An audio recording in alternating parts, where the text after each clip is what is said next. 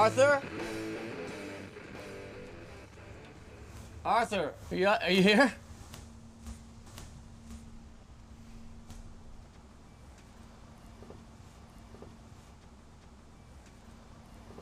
Yeah, yesterday I had a bunch of interviews to do on the phone, and I just had my roommate do them. Oh, he does interviews for me every once in a while. He'll just do them for me. It's great because it's great to read that article afterwards. It's the answers I would never have given. It's usually the same questions over and over again. You know. Like what? You know, what's it like to be from Detroit?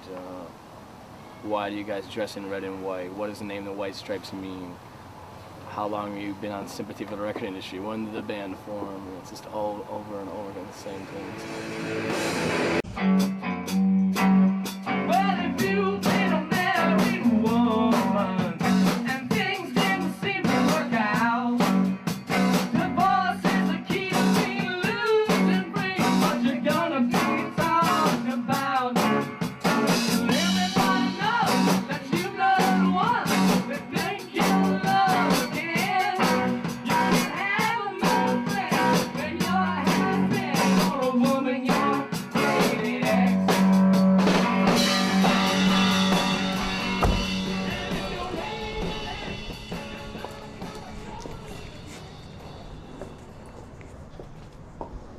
Hey. I'd like to think that we're part of a folk tradition in some sense, you know, because of the storytelling and melody, that kind of songwriting. Even if it's rock and roll and it's loud, you know, whatever, it still feels like folk music. I'll get you a chord and you can have You know, there's a lot of garage rock bands from Detroit that New Frets. we're a part of, and that's our family, you know, so don't want to ever disgrace that or anything. If one band or a couple of Detroit bands get more successful, and it just helps everybody else get a little bit of attention that they never would have got in the first place, you know. Maybe it's a bad thing if someone names it a scene and it becomes some sort of hip scene or something, because that won't last, you know. So, but maybe if it's just a little bit of attention, just to know that there's good rock and roll bands from the town, that would be good. I put myself to sleep at night. I put myself in broad daylight, 'cause I'm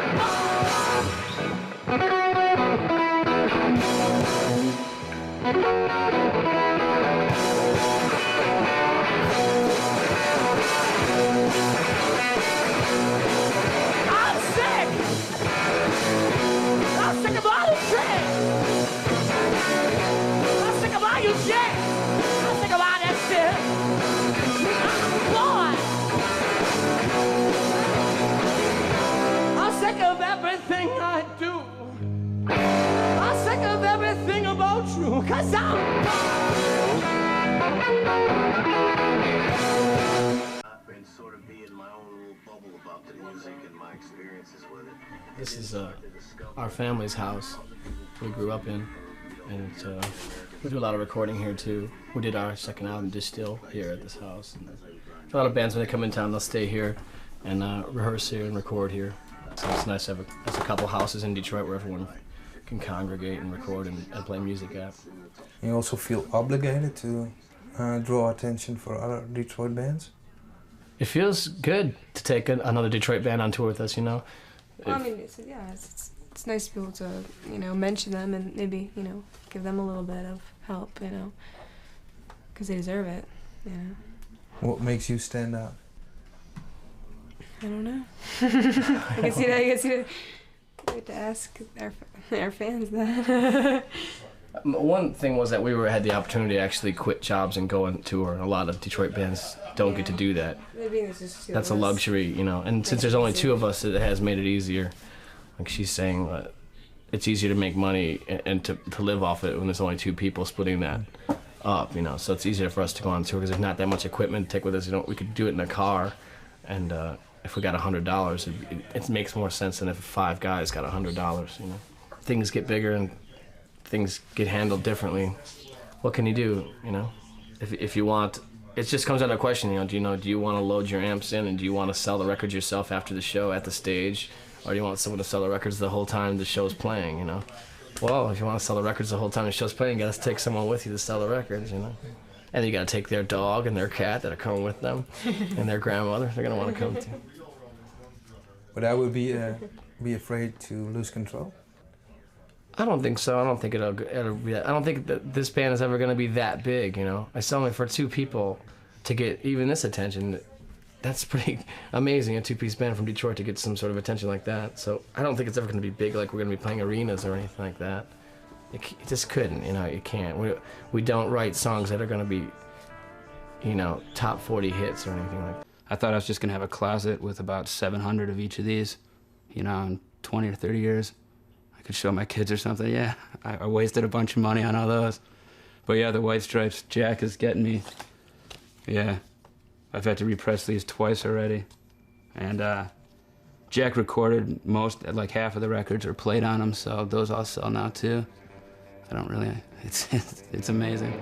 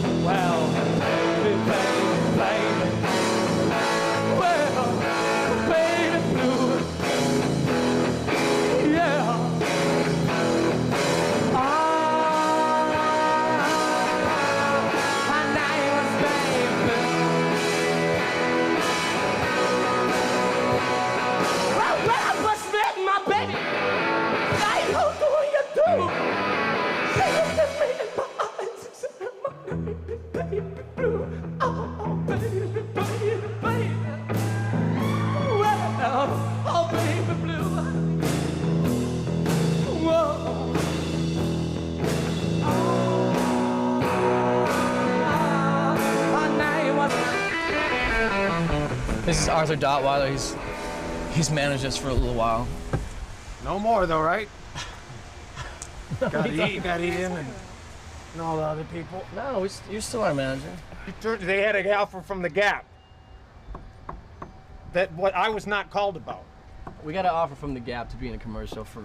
They offered us $1 million, and we said no because we didn't want to be. It was a Christmas commercial, and we said no, we didn't want to be in it.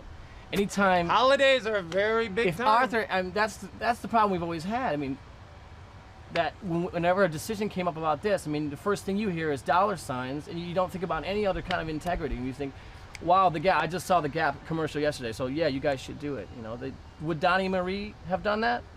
All right, maybe they would have done that, but this is different, you know. You guys are not Donnie and Marie. You think you're Donnie and Marie? Do you have your own network, primetime television? Do you guys have Donnie and Marie? You know who they are? Donnie and Marie were an act in the 70s of a family act in a similar situation with a brother and a sister, but they had a network primetime variety show every week. Hard workers, not this, let's just do our own thing, which is fine for you. You're not Donnie and Marie. You are not Donnie and Marie. You will never be Donnie and Marie, and that's a good thing.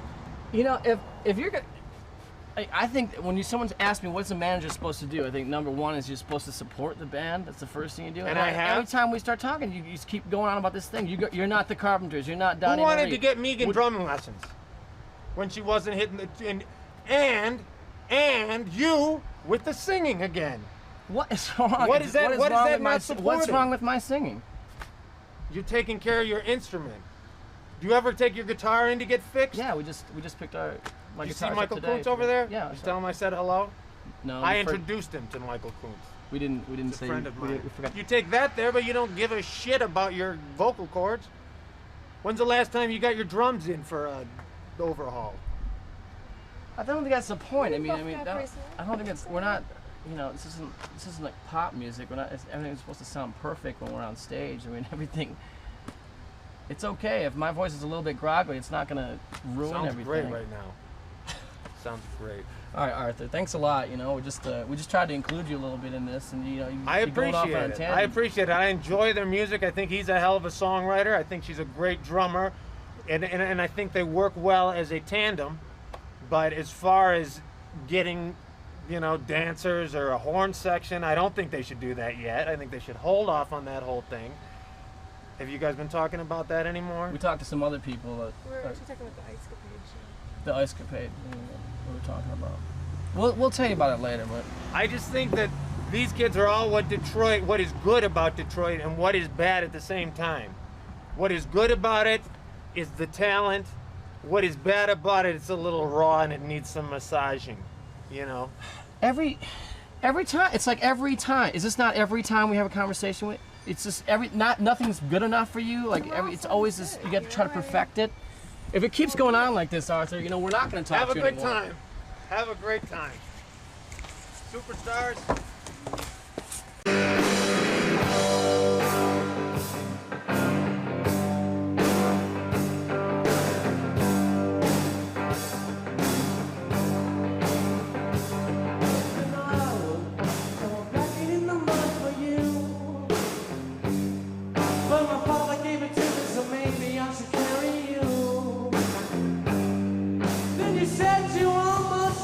So then I did, and I got mud on my shoe.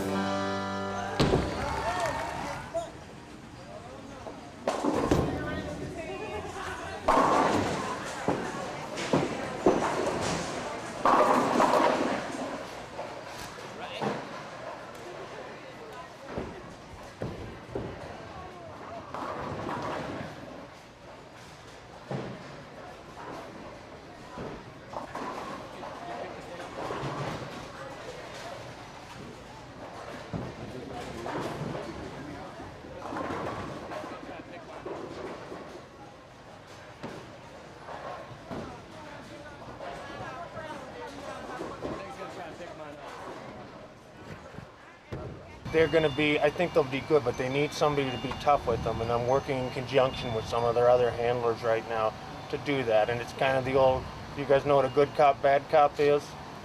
I'm the bad cop, and I like it. And I'm not afraid to be a little rough with them.